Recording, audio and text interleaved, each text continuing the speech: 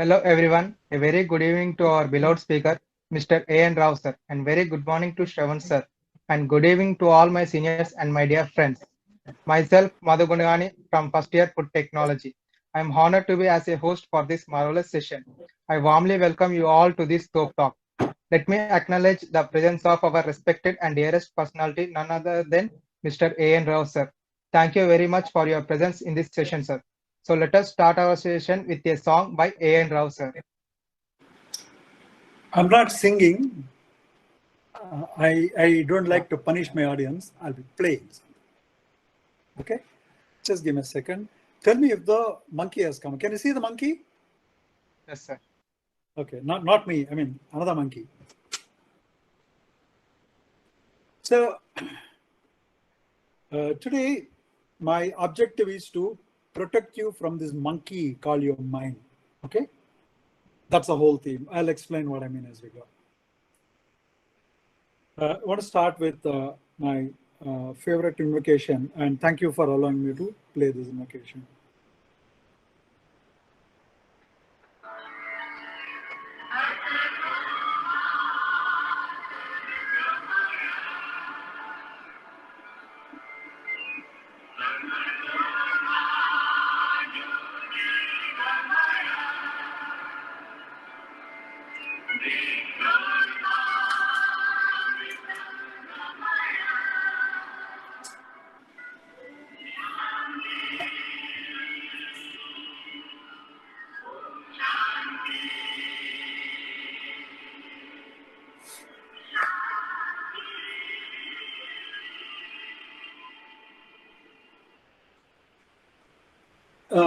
This invocation never fails to inspire me because it says, look, from falsehood, bring me to truth, from darkness, bring me to light, and from the concept called death, take me to eternity. And then it ends with Om Shanti, Shanti, Shanti thrice. It says, peace to me, peace to all those around me, and peace to the world. Very, very powerful invocation. Yeah, it's a nice song, sir. Yeah, now let us get into. I am so fortunate to tell about Mr. A.N. Rao, sir. Simplicity is the key to brilliance. I think you all got to know about whom we are talking about. Yeah, it's Mr. A.N. Rao, sir. In character, in manner, in style, in all things. The supreme excellence is simplicity, and the simplicity word is apt for our today's speaker, Mr. A.N. Rao, sir, who is a prominent personality with numerous accomplishments. A graduate in mechanical engineering from NIT Warangal, the recipient of the University Gold Medal and an MBA from IIM Kolkata. A.N. Rao sir went on to build a successful and fast-track career over the next 35 years. In his recent role, A.N. Rao sir was the Senior Vice President and Global Head of Cognizant Technologies and responsible for learning strategies for 280,000 employees across 53 countries.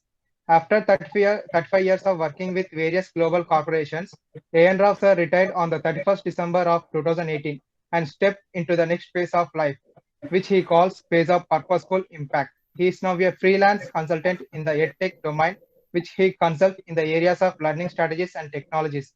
He joined Rotary Club to make it his chosen platform for social impact using technology and education as the levers. He is the current year president of Rotary Club of Cyberabad. Now let us start our session. Before starting, I have few things to ask, and let me ask you some questions. Yeah. Friends, do you know what this session is going to about?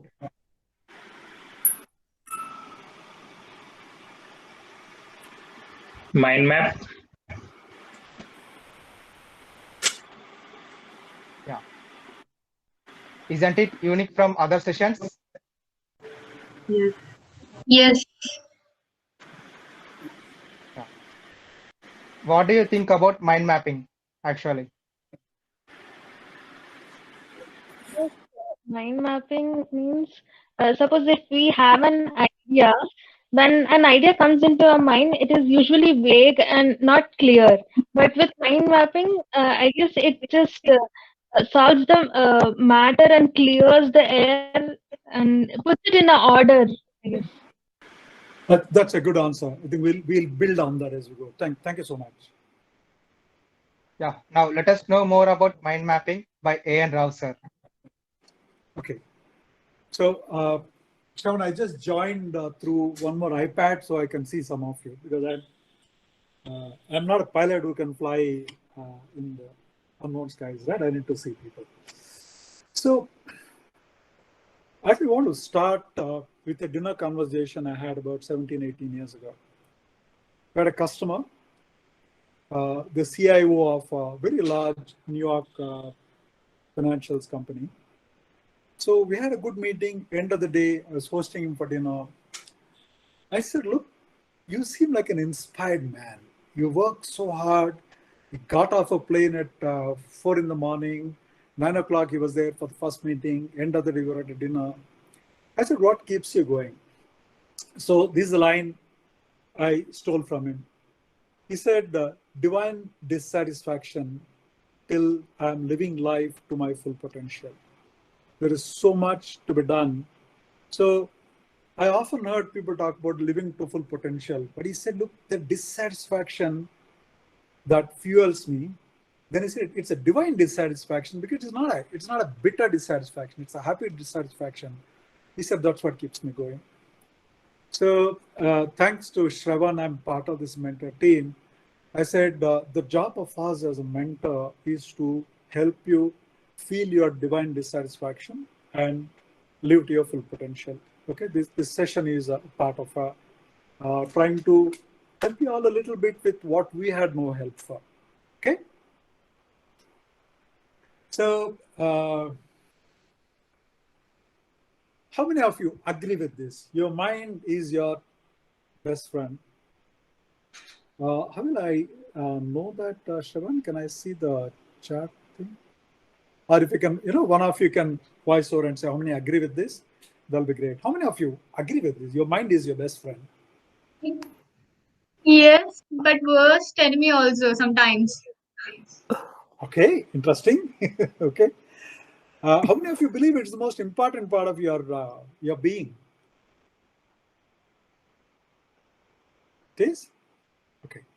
I have an answer between this and what you said, right? My answer is your mind can be your best friend. Okay. It's not your enemy.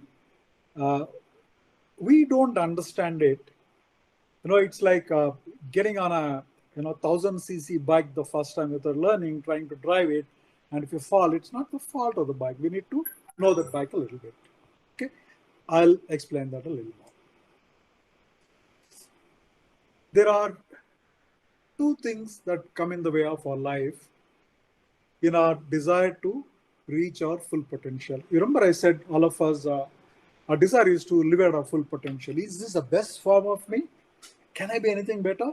That's our constant question. But it takes some time to get there. In the process, there are two things that constantly come in our way. One is our habits. I'll actually talk about it on another session, maybe, my favorite topic. And the second is good old mind. For absolutely no fault of the mind. Mind is one of the most malign thing, such an innocent little thing. It's just a monkey at the most, but we say bad things about it. Let's understand why and what we can do about it. So let's talk about our dear friend. And of the two things that I said, habits and mind, we're going to talk about mind and how we are going to use it to our advantage. It's like the Jupiter's gravity that is used by Martian satellite to slingshot it, right? So how do we use what can potentially be a problem to be all fulcrum, okay, to our best advantage? I have a question for you. What do you do if someone gifted you some very complex new gadgets, the most advanced robo of NASA? NASA said, hey, look, I was so impressed with the Ideathon, the winner team, I'm going to give this. But this is all you got. What do you need before you start using it? What are you going to do? This is landed, Amazon delivered in your house. You open the box, this is what you have. What are you going to do? Manual journal. Okay, hit the manual. Awesome. What else? Suppose the manual has not been shipped. It has been short shipped. some videos about how to use it. Yeah, Videos about how to use. I keep exploring the gadget.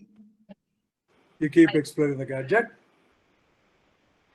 So maybe we be obsessed with it for 2 to 3 days or maybe a week, like learning about it and yeah, like as Vinay and Triveni said, we'll watch videos, read the manual.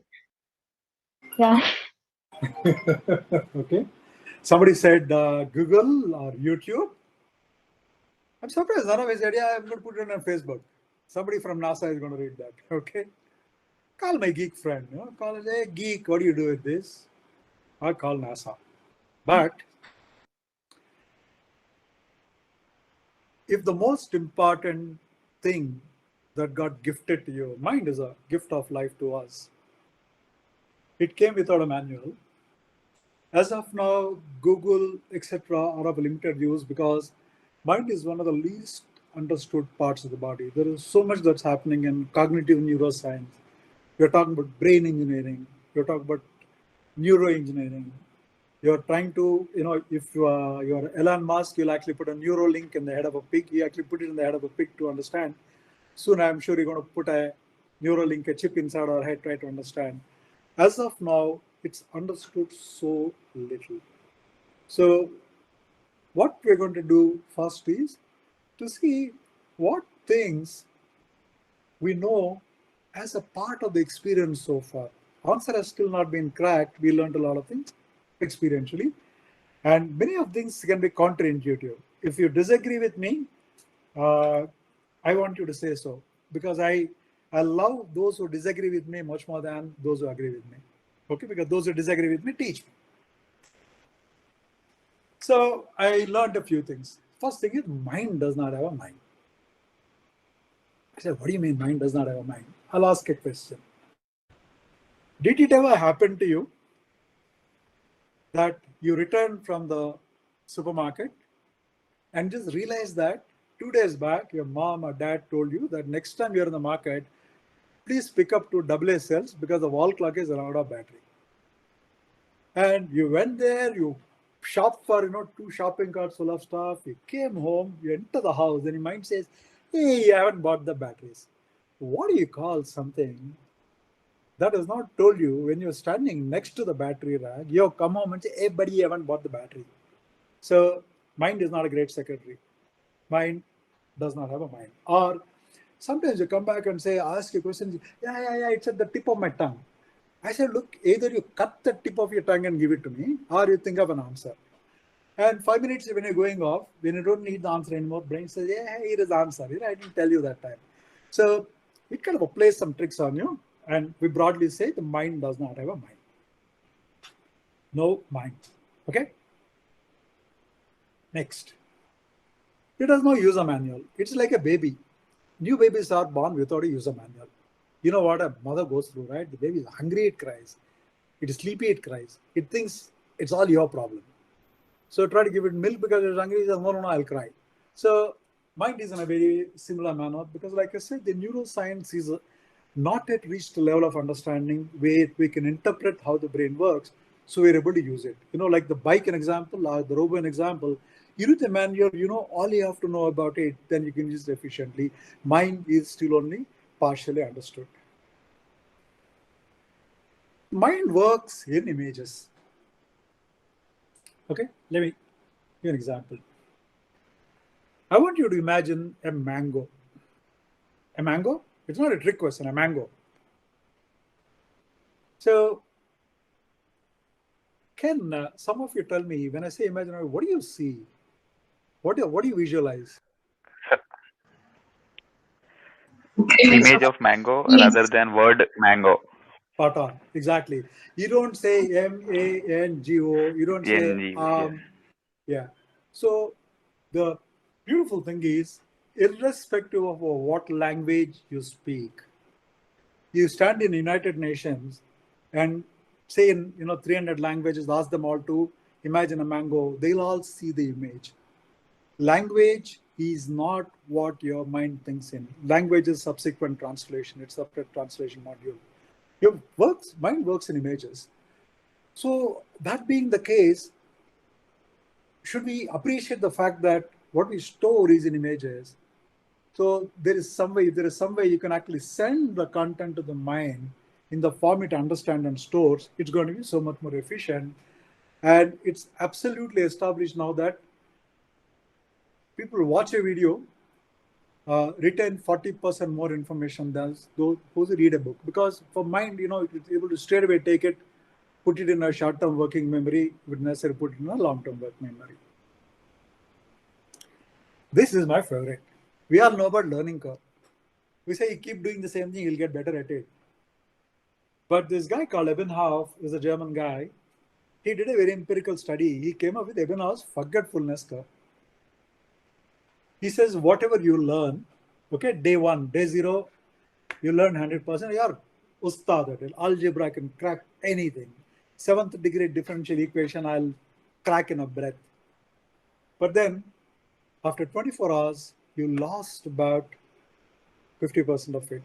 By the time you go to day 7, your retention is only about 10 to 12%. It's not because you're dumb. It's because of the way the brain works. And there are ways to deal with this. So you must appreciate that your brain has a hobby of forgetting things very rapidly till through some means they are stored in your long-term memory. Okay, brain has a short-term memory. We call the working memory long-term memory. So brain has this bad habit. So you can't say, hey, brain, you can't let me down, man. I work so hard to teach you and all you do is go forget. You say, yeah, that's what I do because I have a forgetfulness curve. This is important. Pay attention. This thing was first said powerfully by a guy called David Allen, who is one of the most celebrated productivity experts. He said your mind is designed for thinking, not storing. Okay? Your mind is designed for ideating, coming up with innovative ideas, coming with the different ideas, thinking out of the box, laterally, jugaad, all that. But you say, no, you're like a cloakroom. I'll go put some content in that. You say, no, I'm not a storage room. I'm a thinking process. Okay? I'll explain more of this as you go back. So when you're asked to come up with 3 ideas on this, right? For example, in the interactive thing, see the number of ideas you guys came up like this on a snap, right? That's because you're a thinking machine. But 24 hours from now, if I say, no, I worked so hard to prepare the slide, do you read 90% of the data on that? You won't remember. But you'll remember the thinking process that you went through because your brain is designed for thinking. That's what was needed. I'll actually cover that in 1 or 2 slides on why that was needed and why that's kind of running out of steam now. This is my personal favorite. Your brain always operates in one of 2 modes. It's called a diffused mode or a focused mode. So, for example, you look at this picture on the screen. Somebody may actually say, hey, look, that looks like an omelette. Your brain is saying it goes on to a diffused mode. That looks like an omelette. He said, yeah, I bought 7 eggs last week. From eggs, you went into it. I bought them on a BB Daily. Oh, BB Daily is a great e-com company. But Amazon is the most celebrated e-commerce company. Hey, but why did the CEO resign recently? Oh, he has a lot of money, but he gave half of it to his wife. Oh man, if I want to marry somebody, I'll marry a billionaire in US. See, the brain just jumps from thought to thought to thought. It's called a narrative network. Please remember, this is the default state of the brain. Brain is in a diffuse mode. When you're in a focus mode, you'll not look, this will not appear like a omelette to you. You'll say that 2 halves of the brain. You say, hey, look, there's diffuse thinking, focus thinking. You're staying just on that. You're methodical, tactical. When you're studying, when you're learning, it's required that your brain stays in a focused mind. Otherwise, you're actually reading physics. Suddenly it says gravity. Then you'll say, oh man, the gravity of the situation is that I'm afraid of the exams. You'll go off somewhere else. You'll go into diffuse thinking. Nothing wrong with that. This is how every human being has been designed. Okay? So there are 6 things about the brain that we need to understand because that's what it is. And I say, oh my God. Is this the brain I'm betting all my life on? Okay? So don't be discouraged because we're going to apply a vaccine for this.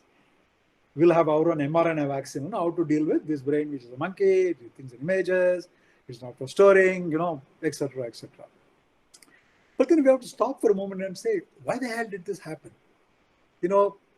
Industry, technology have changed so much from the days of Renaissance in 15th century. Now we're in the fourth industrial revolution. We're in digital. We're in 3D printing, 4D printing, IoT, quantum computing, all that. What happened is, at the dawn of civilization, if he is the caveman, there are only 4 things that the caveman needed, brain needed. First one is, you need the safety of a home from elements, because it can rain, it can turn cold. So elements. Second is the family. Fairly early on onwards, very early on, humans had babies, they had families. They needed food, and they needed a protection against invading wild animals. So brain only had to process hunger, process threat, process a community, and process elements. That's all it had to do. And it was extremely good at it. That's why if you're walking, suddenly you trip, brain makes sure you don't fall. If you're driving and you're actually singing and you forgot that you're on an interstate, but it suddenly realized that you're about to miss an exit, brain wakes up and says, hey, buddy. So the 2 instincts brain comes with that is the life instinct and the death instinct. That part has not changed.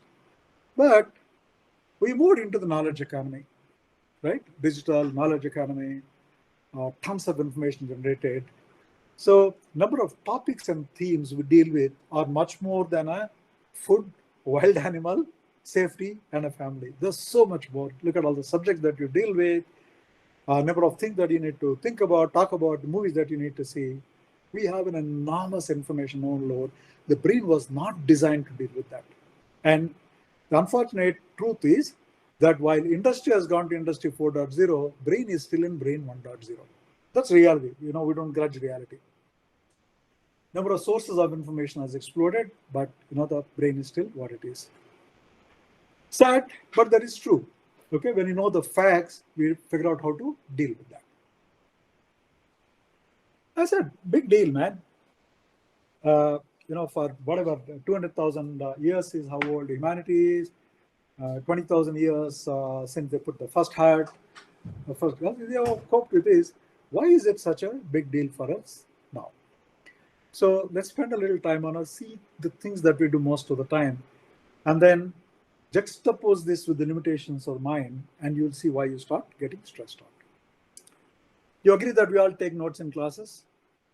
Anybody here who doesn't take notes in classes, one form or other? Yes, sir. Yes, sir. Our brain hates going to the class because it is actually trying to store content in images. What are you doing? You listen to the lecturer. Sometimes you may not think about it, because if you think you'll lose the thread, you're writing down so furiously.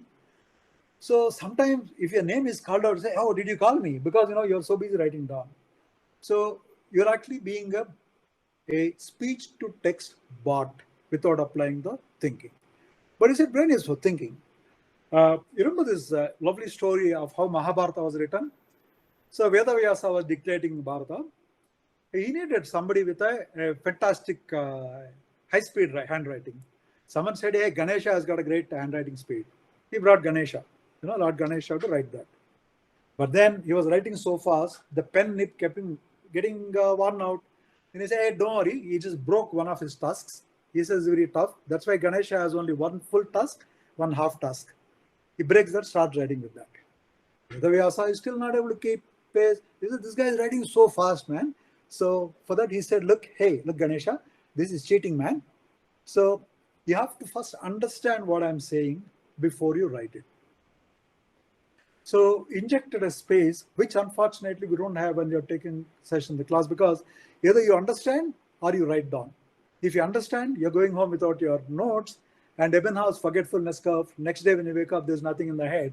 So you focus on taking the notes.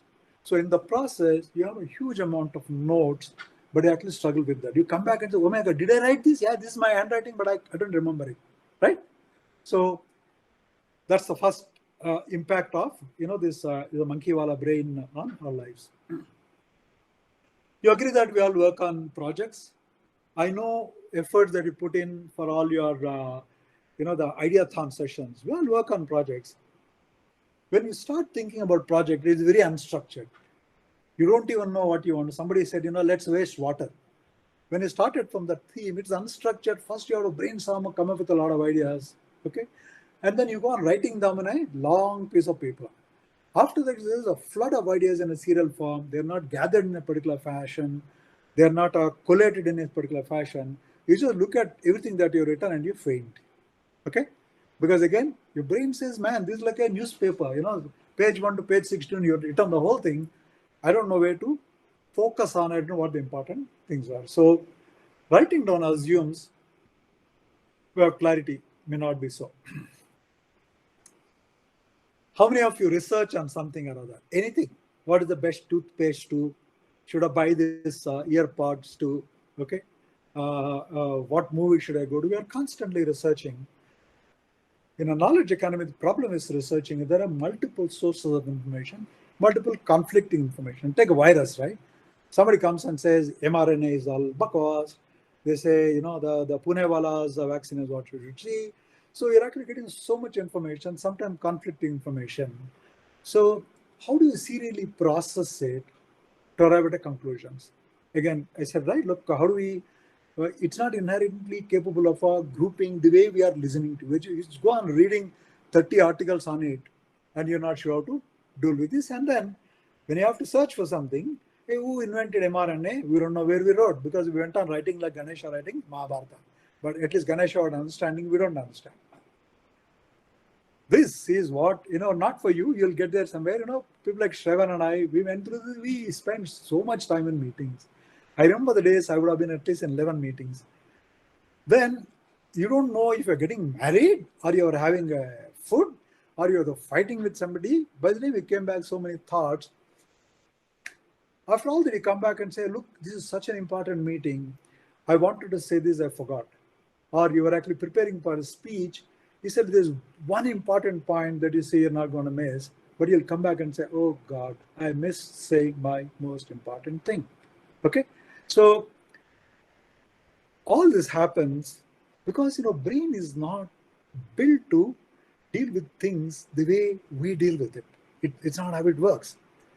So answer is quite simple. There's this nice book by Sandra Ahmad. He said, welcome to your brain. I said, what do you mean, welcome to my brain? It's sitting inside my head. He said, look, buddy, you don't understand your brain. She said, have you ever thought, there's one little line on the book. Why do you lose your car keys, but you never forget how to drive?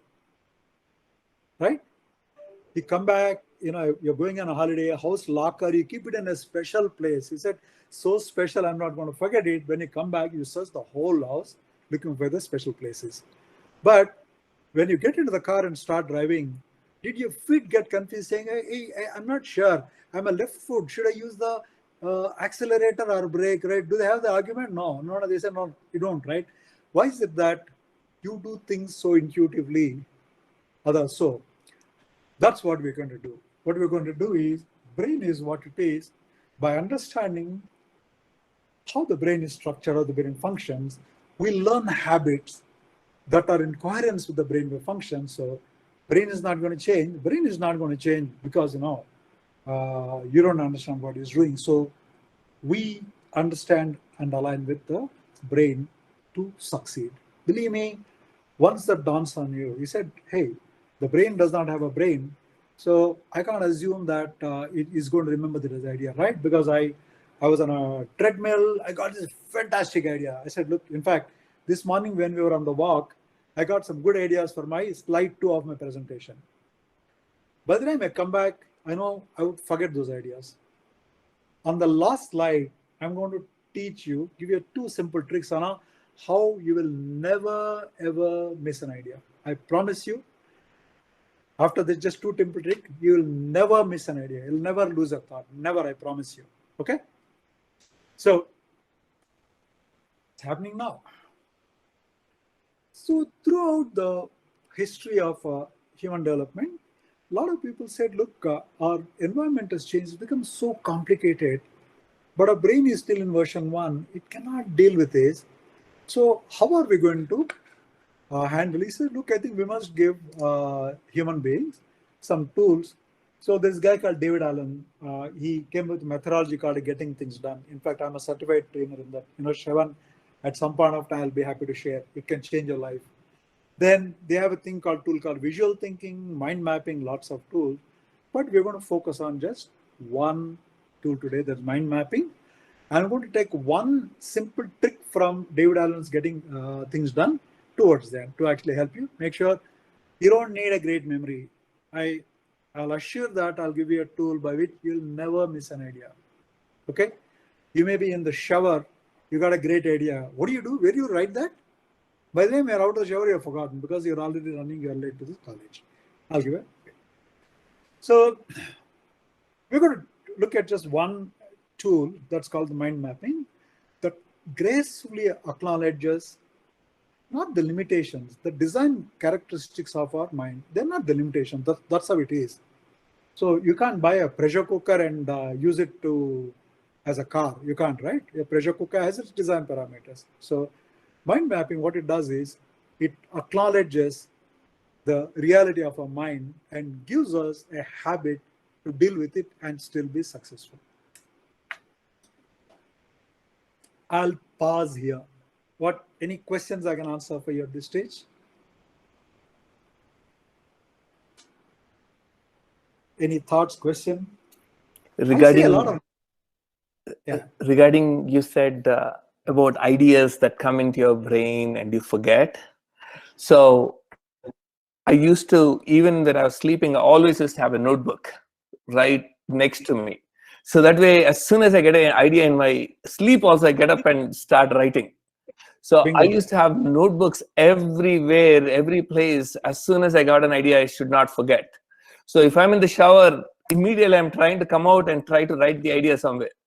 So I'm really looking forward to getting this technique so that way I don't have to rush so quickly. Yeah. So one that you use is a lifesaver. Okay. That little book. I use tons of technology. I use a lot of gadgets, but I also use this in a pen. But what happens, suppose if I'm on a treadmill, if I try to take out my book, I'll fall. So I'll give you a 1 second subsidiary one that is waterproof, treadmill proof. Okay, so that that 1% thoughts you don't get missed. So others, I said a lot of nasty things about the brain. Anyone wants to defend the brain? Is saying, hey, Garo, what are you saying? Brain is such a cool dude. You're calling it monkey. Any thoughts? Any reflections? You agree? Disagree? Because that common understanding is very necessary for what we're going to do. Anybody has a counter thought? Sir, Yes, please. you have said about this book written by Dallin, I guess. So, but driving is a process, right? And car keys and all, those are things, right? So, like, how can we connect? Actually, both are processes. I'll just take 30 seconds to tell you how it works. While Divya, I think it's an important question. You have a thing called a working memory, your prefrontal cortex. Okay, it's like it's not your hard disk. It's like volatile memory. So brain first processes things in that. For example, when you're listening to me, you're receiving your information, all this information into your working memory, and you use other things. For example, English language is a thing that you know. Using a phone is thing that you know. You use the experience that you have, let's say language, and what I'm saying, to arrive at the conclusions. Then periodically, your brain stores it into programs in your long-term memory. Okay, it's very important to have a good night's sleep because there is a part of your sleep time where brain is actually committing these things to your long-term memory. If you're in the databases world, you actually commit a transaction database. After that, the information is in the database. Till then, it's volatile. What your brain constantly does is things that you do, it's trying to convert them into repeatable routines. Toothbrush, for example. How many of you get confused on which side of the toothbrush to hold? You don't, right? No, I don't, I'm not aware of anybody. So what it does is, toothbrush, it converts it to program, it stores it away in a different part of the brain that consumes less energy. The brain is the biggest consumer of energy in your body. For its weight, it's wasteful as a 1960 Cadillac. Okay, so unless, reason I talk about habit is, you keep doing this thing repeatedly, then you're committing that into long-term memory. Suppose every time you come from outside, main door key, you go keep it in a particular place. You keep doing it. After that, it's from your conscious mind, it's moving to unconscious mind. Like the car key, right? If you're used to keeping the car key at a place every day, you will blindfolded without the lights on, you'll go pick it up. Okay. So what we try to do is use habits to convert as many things as we do to those repeatable programs that are embedded in a different part of the brain. That's why, you're driving a car, you're on an angry conversation with somebody. Brain is, oh, buddy, this guy is not focusing on driving. It picks up the driving routine, takes over. That's why sometimes you actually drive unconsciously. Your peripheral vision, I'd say, here, look, buddy, there's a truck coming from that side, it wants you. Okay? There are two parts of the brain. It's fascinating. If anybody's interested, there's a beautiful book by a guy called David Rock, Working Off Your Mind. If you like neuroscience, read David Rock. It's lovely. Okay? Have I answered you? Right. Now, what we are doing is, brain behaves in a certain way. Unless we behave in a manner that is in consonance with the brain, we are not making good use of that. So, the guy called Ted Buzard, he actually came up with a tool called mind mapping. In fact, honestly, this was used by people like Leonardo da Vinci and Einstein, but he's the one who, for the first time, put it into a tool. It's an amazing guy. I was fortunate to meet him in person in 2018. The guy died in 2019. I wish I waited in the queue a little longer to get a book signed by him. Now I can't. He's a ghost now. Okay, so mind map is a diagram used to visually organize information. Okay, can you all see this picture on the slide? Here, all you're trying to do is trying to see how you want to organize this week, because you have a lot of things to do. I said, look, hey, Monday morning, start of the week, I'll have work, breakfast, I'll have porridge that day. Afternoon, I'm going to go to post office, I have to post a parcel. Evening, I'll watch TV, I'll play.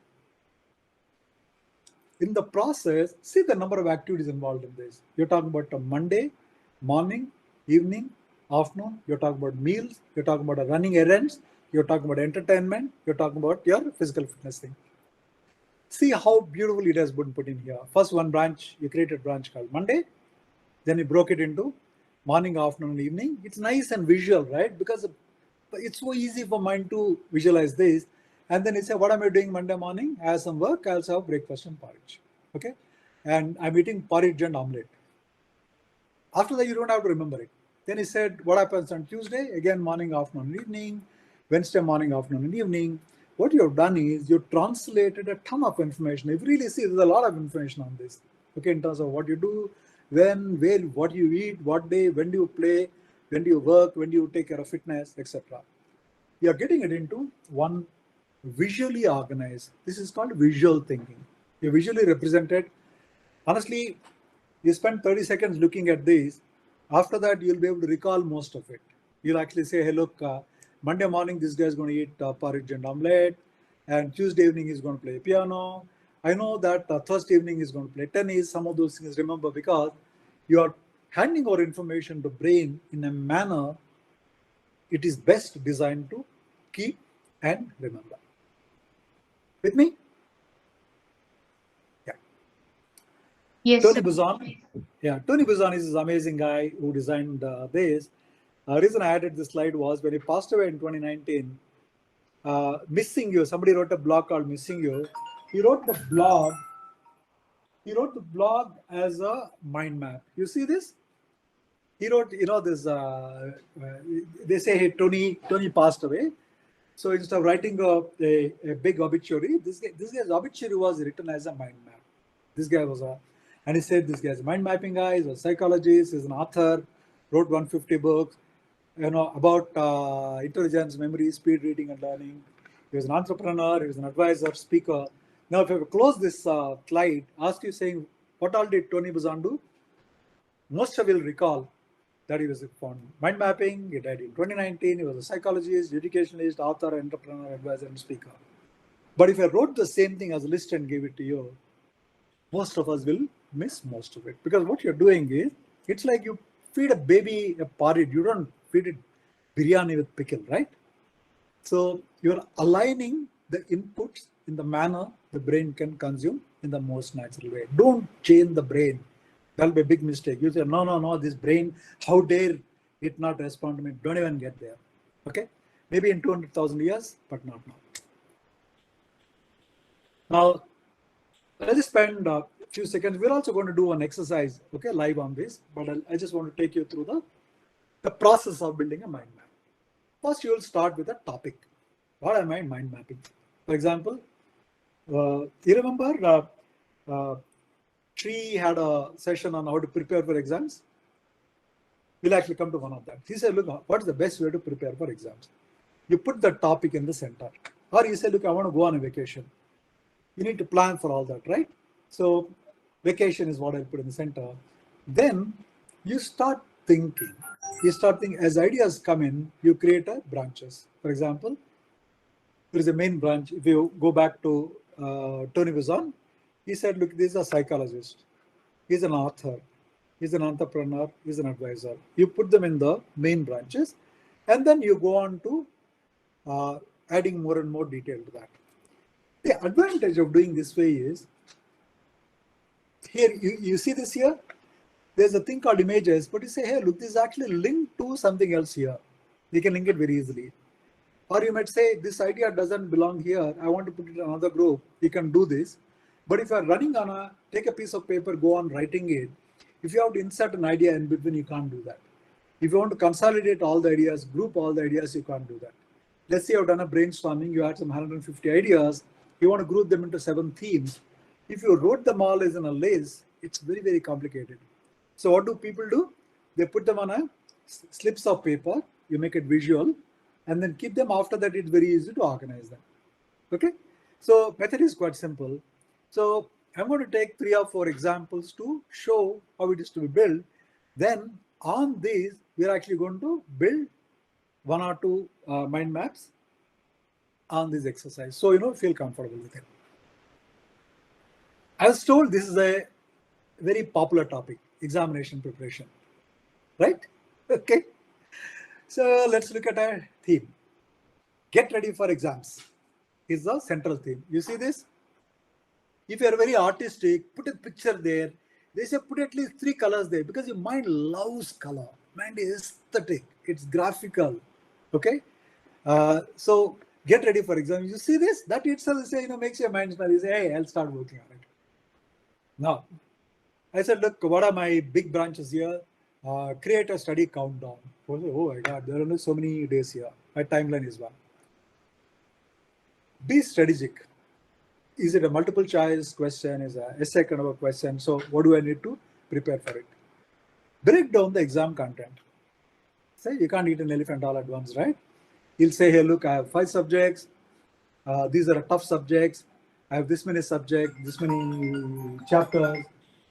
So you actually break it down. That's the third part. Studying examination content. Then you also have to study, right? Just planning without studying is not a thing. Then you also do practice questions, ask questions consistently. Wake up Shravan and say, hey, do you know how to do this? Wake up your buddy and say how to do this. You mind map it. Explain the ideas to a friend, because every time you teach somebody, you're actually learning. You know what you're doing? When you teach him, you're thinking about what you're saying. In the process, you're engaging your mind. Then you say, oh my God, I understand this. I'm going to store this. This is like Ganesha understanding a poem he has written. So he's not going to forget that. And then they say, buddy, you don't want to fall sick one day before the examination, right? So I have one more branch called look after your mind and body. What do I do for that? Okay. I'll eat healthy food. I'll sleep well. I'll drink lots of water. I'll eat fish. Okay. For whatever reason, this guy. And then stress less. So what they've done is, so obviously they've done some thinking, but you don't have to come up with all the ideas at once. You take a big board, take a whiteboard or take a piece of paper, start writing on that. As ideas come to you, you might get one idea on this red branch, you might get an idea on studying, you might get an idea on the health, okay? So as ideas come to you, go on writing them. That's the advantage. But if you're making a list, the 23rd item should actually be next to 15th item. You can't do that.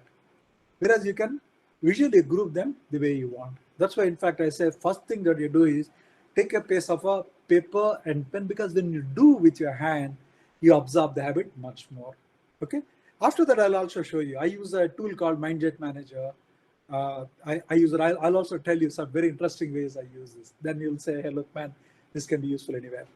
So you like this? I really like this in terms of, this is a good example and very, very relevant what you do. I'll actually share this deck, Shravan, with you, so people want to use that, they can. Now,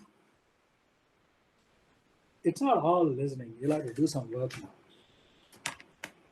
All set? So, Yes, sir. all set. So what I'm going to do is, this is the first time I'm using my tablet on a PowerPoint slide. Just give me a second.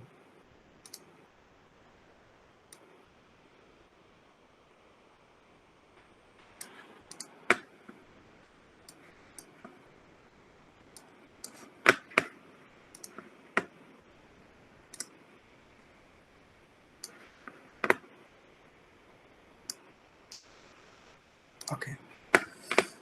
Now, can you see the slide, or it's gone off?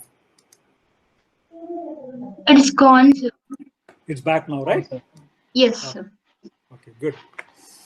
So what I'm going to do is to talk about the joy of writing it down. I'm actually going to try and paint one here. Now, somebody give me a topic. What do you want to draw a mind map for? Can anybody give me a topic? Organizing. Sorry? Earn 100 crores. Sorry, what is the topic? Earn 100 crores. Earn 100 crore. Awesome, man. I love this guy. Come, let's partner. Yes. I'll give you another tip. If you have a bad handwriting, never use lowercase. Okay? Writing in capitals is a vaccine against bad handwriting, particularly writing on board. But then they say, look, if you want to write a capital letter, how do I write? Then you write a bigger capital letter. Okay, earn 100 crores. So what do you think we should, what are the decisions you think we should make? Okay. First, let's start with saying we'll choose our means. I'll say legality. Okay. Legal. Then there are a lot of things come in. Then any other branch? Keep coming with any ideas for earning the money, right?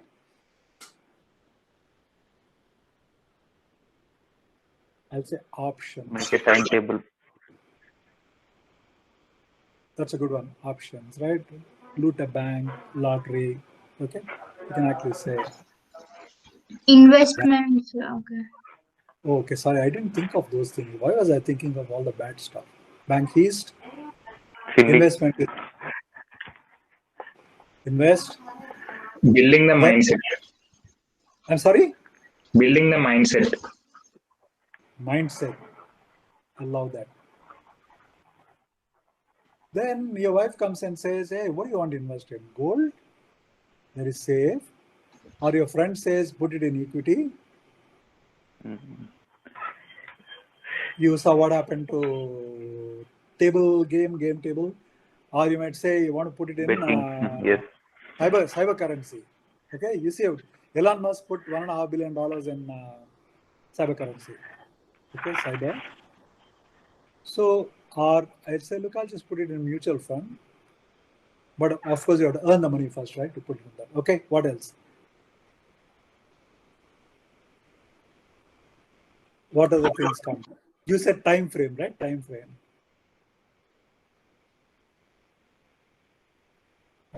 Are you able to read this screen? I must tell you, this is the first time I'm able to read my handwriting. I have to really practice for it. Okay. Yeah. What else? Any other thoughts come to your mind? Extra income sources. Extra income sources. Okay. You say, look, you're saying like, okay, say extra.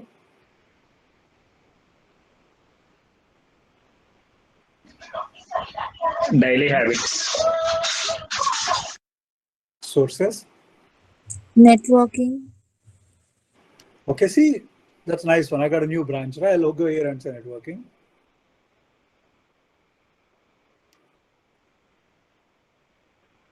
You see what I'm saying? Then you may say, who do I want to network? Let's say billionaires.